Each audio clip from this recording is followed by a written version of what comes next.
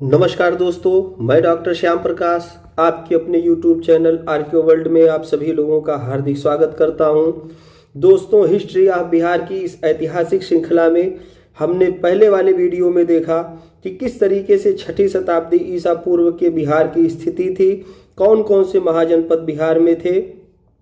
और मैंने वहां कहा था कि अगली वीडियो में हम हर्यंक वंश के विषय में विस्तृत चर्चा करेंगे। तो आज हम लोग बिंबिसार के बारे में विस्तृत चर्चा करेंगे।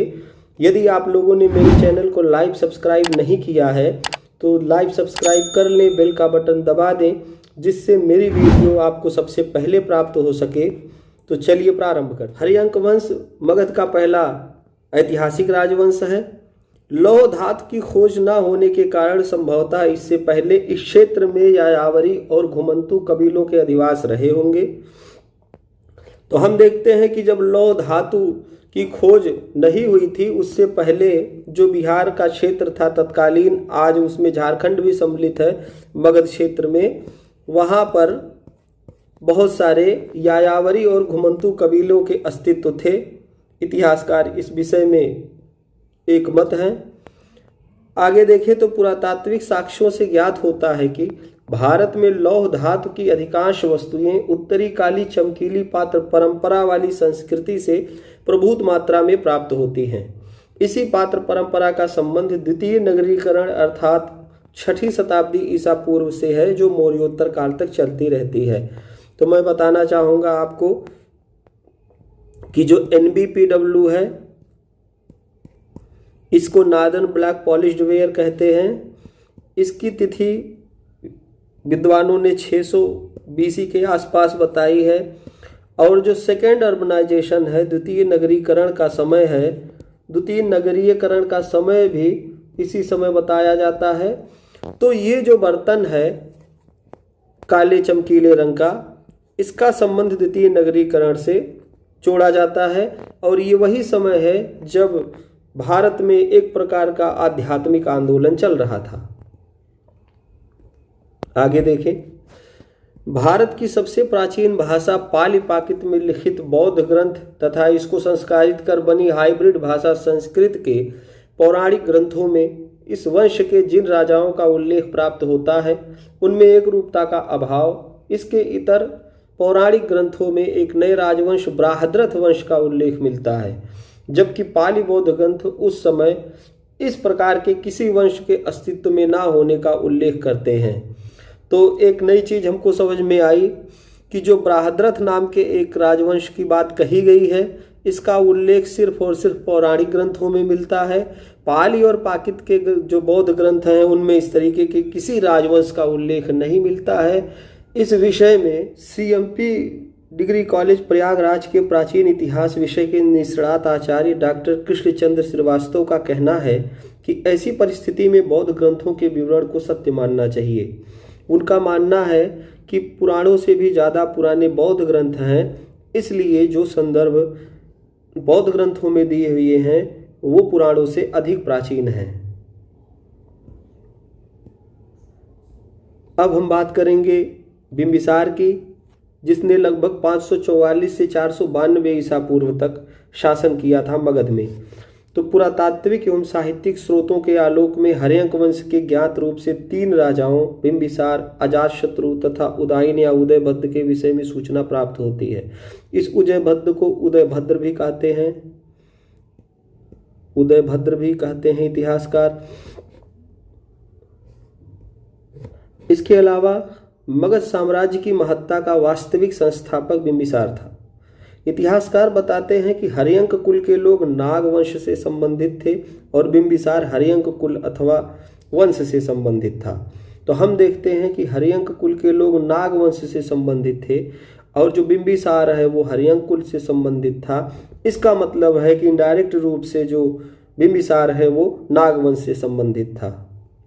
आगे बढ़ते हैं। बौद्ध ग्रंथों के अध्ययन से ज्ञात होता है कि वह जब 15 वर्ष का था तभी उसके पिता ने उसे मगध का राजा घोषित कर दिया था। तो बौद्ध ग्रंथ यह बताते हैं कि जब बिंबिसार 15 वर्ष का था उस समय उसके पिता ने उसको मगध का राजा घोषित कर दिया था। जैन साहित्य में बिंबिसार को शेणिक कहा गया है। तो जो जैन साहित्य है उसका एक अलग नाम बताते हैं जो कि शेणिक है। बौद्ध ग्रंथ विनय पिटक से ज्ञात होता है कि बुद्ध से मिलने के पश्चात उसने बौद्ध धर्म को आत्मसात कर लिया था। तो विनय पिटक स्पष्ट रूप से कहता है कि बिंबिसार जब बुद्ध से मिला था तो उसने बौद्ध धर्म को आत्मसात कर लिया था। बिंबिसार एक दूरदर्शी योद्धा और महत्वाकांक्षी कूटनीतिज्ञ एवं दूरदर्शी शासक था। उसने अपने साम्राज्य के विस्तार के लिए 3 प्रकार की नीतियां अपनाई थीं जो निम्नवत हैं। मैंने पहले वाली वीडियो में यह बताया था कि बिंबिसार ने अपने साम्राज्य की सीमाओं को बढ़ाने के लिए 3 प्रकार की स्ट्रेटजी का प्रयोग किया था। वैवाहिक संबंध की नीति बनाई थी, मैत्री संबंध की नीति बनाई थी और डायरेक्ट आक्रमण करके राज्य पर अधिकार करने की नीति बनाई थी। तो इसमें से हम पहला वैवाहिक संबंध देखते हैं। हम पूरा विस्तृत तरीके से चर्चा करेंगे बिंबिसार पर। मगध साम्राज्य का विस्तार करने के लिए सर्वप्रथम बिंबिसार ने अपने समकालीन अनेक शक्तिशाली राजवंशों के साथ वैवाहिक संबंध स्थापित किए। पाली बौद्ध ग्रंथ महावग्ग में बिंबिसार की लगभग 500 रानियों के विषय में उल्लेख प्राप्त होता है। तो जो पाली बौद्ध ग्रंथ महावग्ग है इसमें बिंबिसार की लगभग 500 रानियों का उल्लेख हुआ है। इसका स्पष्ट मतलब ये है कि बिंबिसार की 1 से अधिक शादियां हुई थी। कुछ ज्ञात रूप से जो उसकी रानियां थीं उनका उल्लेख हम नीचे देखते हैं। पहली है लिच्छवी गणराज्य के शासक चेटक की पुत्री चेलना या छलना। तो लिच्छवी गणराज्य जो वैशाली के लिच्छवी थे, वज्र संघ से आते थे, वो काफ़ी मजबूत स्थिति में थे। उनसे डायरेक्ट आक्रमण करके झगड़ा मोल ले लेना सही नहीं था। इसीलिए बिंबिसार ने क्या किया, वहाँ पर वैवाहिक संबंध स्थापित कर लिया और उस समय के शासक जो चेटक थे उनकी पुत्री चेलना या छलना के साथ शादी कर ली।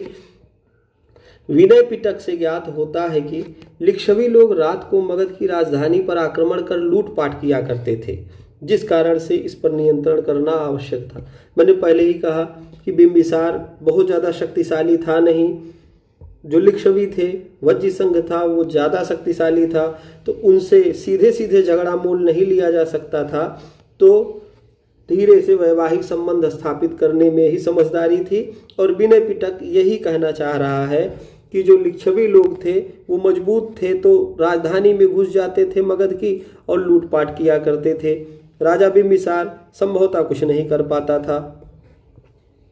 दूसरा वैवाहिक संबंध उसने कोसल के राजा प्रसेनजित की बहन महाकोसला के साथ स्थापित किया। जो प्रसेनजित हैं ये कोसल जो उत्तर और दक्षिण कोसल है दोनों के राजा माने जाते हैं। बौद्ध ग्रंथ अंगुत्तर निकाय में उल्लेख मिलता है कि जो प्रसेनजित हैं वो दोनों क्षेत्र के राजा थे। ऐसे दूरधर्ष राजा, प्रतापी राजा के यहाँ वैवाहिक संबंध करने के पश्चात मगध को दहेज स्वरूप 1 लाख रुपए की वार्षिक आय चूड़ी कर के रूप में प्राप्त हो गई। इसके अतिरिक्त कुरु महाजनपद के समीप स्थित जो मद्र देश था वहां की राजकुमारी क्षेमा या क्षेमा के साथ भी इसने वैवाहिक संबंध स्थापित किया। कई इतिहासकार बताते हैं कि एक गणिका थी सालवती। सालवती नाम की गणिका के साथ इसके संबंध थे और इसी से एक पुत्र पैदा हुआ था जिसका नाम था जीवक। और बिंबिसार ने जीवक को पढ़ने के लिए तक्षशिला विश्वविद्यालय भेजा था और ये जीवक वहाँ से चिकित्सा विज्ञान पढ़ करके आया। बिंबिसार ने इसको अपने बच्चे की तरह रखा हुआ था और राजदरबार में जगह दी हुई थी। तो एक तो सालवती हो गई, दूसरी जो गणिका थी आम्रपाली, जिसको वैशाली की नगर वधू भी कहते थे।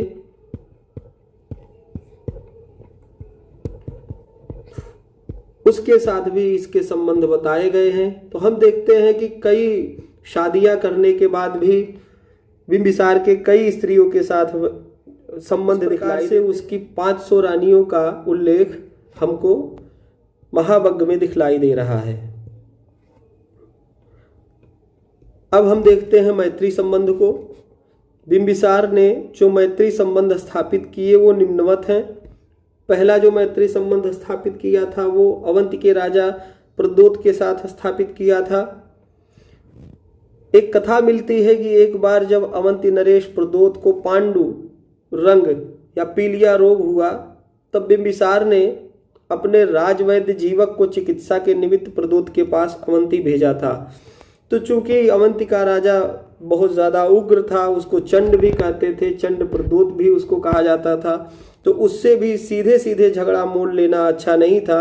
इसलिए बिंबिसार ने क्या किया कि उससे मित्रता स्थापित करना श्रेयस्कर समझा, और जब उसको पांडु रोग हुआ या पीलिया रोग हुआ तो उसने अपने राजवैद्य जीवक को उसके पास भेजा कि वो जा कर के प्रद्योत को ठीक कर सके और दोनों के एक अच्छे संबंध बन सके।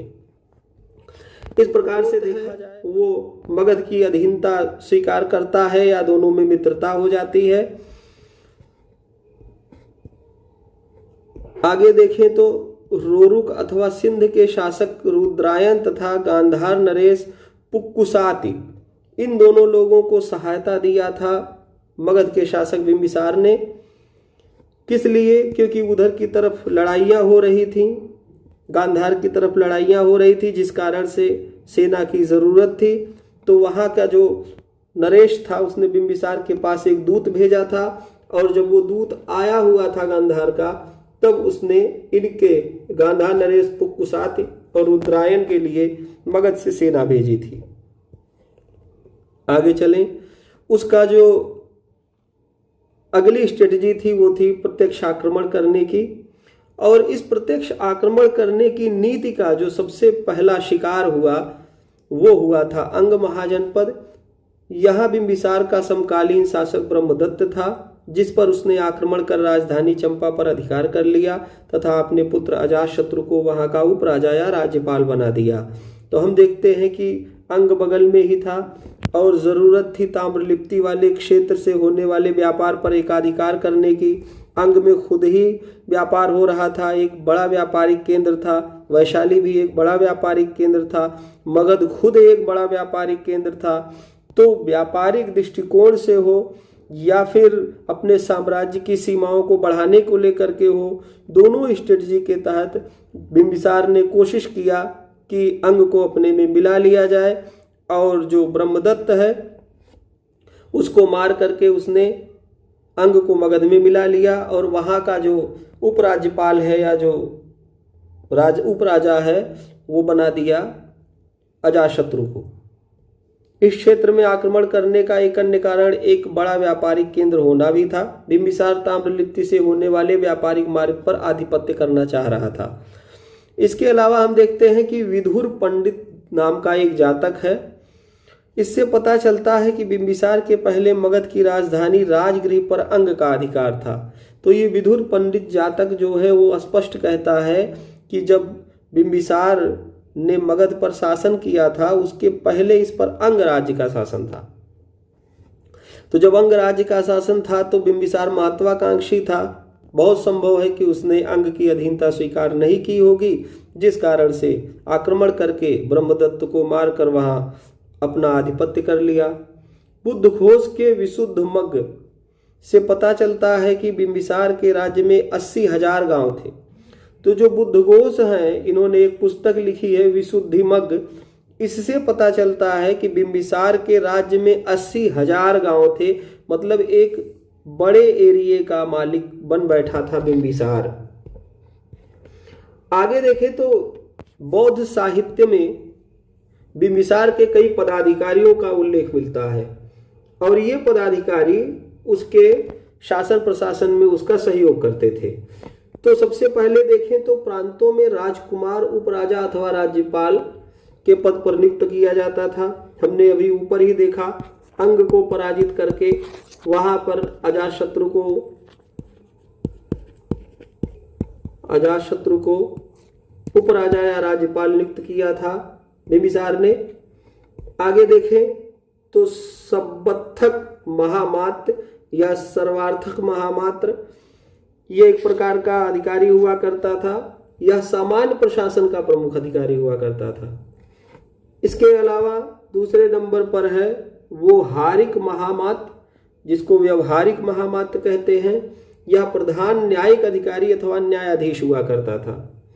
तो बिंबिसार के समय में प्रधान न्यायाधिकारी को या न्यायाधीश को व्यूहारिक महामात्य कहा जाता था। इसके अतिरिक्त सेना नायक महामात्य या सेना का प्रधान अधिकारी हुआ करता था। तो हम देखते हैं कि इस प्रकार से बिंबिसार ने अपने आप को मजबूत करते हुए मगध की सीमाओं को अपने राज्य क्षेत्र से बाहर निकाल करके अंग और वैशाली, फिर कौशल और अवंती के क्षेत्र तक बढ़ा लिया था। अगर महावज्ञ की बात को सही माने कि 500 रानियां थी तो बहुत सारे वैवाहिक संबंध भी स्थापित किए थे। इस प्रकार से एक बलशाली कूटनीतिज्ञ राजा ने मगध की जो सीमा है उसको काफी बढ़ा दिया था। ये जो मेरा प्रेजेंटेशन है ये वास्तव में जो एकेडमिक रूप से पढ़ने वाले बच्चे हैं उनके लिए ज़्यादा महत्वपूर्ण है, जो बीए एमए कर रहे हैं। यदि वो बिहार के क्षेत्र के हैं तो ज़्यादा अच्छा है उनके लिए ये प्रेजेंटेशन, क्योंकि इस प्रेजेंटेशन से उनके सारे डाउट क्लियर हो जाएंगे और एक एक राजवंश के बारे में हम विस्तृत चर्चा करेंगे आने वाले समय में। जो लोग स्कूल या यूनिवर्सिटी कॉलेज नहीं जा पा रहे हैं वो भी इससे लाभ प्राप्त कर सकेंगे। शोध करने वाले शोधार्थियों के लिए यह लाभप्रद हो सकता है। इतिहास को जानने वालों के लिए यह प्रेजेंटेशन लाभप्रद हो सकता है। तो इस प्रकार से हमने बिंबिसार के विषय में जाना। आगे चल करके हर्यंक वंश के दूसरे शासक अजातशत्रु के विषय में जानेंगे और यह देखेंगे कि किस तरीके से जो मैत्री संबंध बनाए थे बिंबिसार ने उसमें अब खटास आ गई थी। मगध धीरे धीरे करके अपनी महत्वाकांक्षाएं बढ़ाना शुरू कर दिया था और किस तरीके से वैशाली को विनष्ट कर देता है अजातशत्रु। आगे चल करके कौशल, नरेश, प्रसेनजित से भी उसकी लड़ाई होती है। ये सब कुछ हम अगले वीडियो में विस्तार से देखेंगे। आप लोग इस वीडियो में मेरे साथ अंतिम तक बने रहे, इसके लिए आप सभी लोगों का बहुत बहुत धन्यवाद।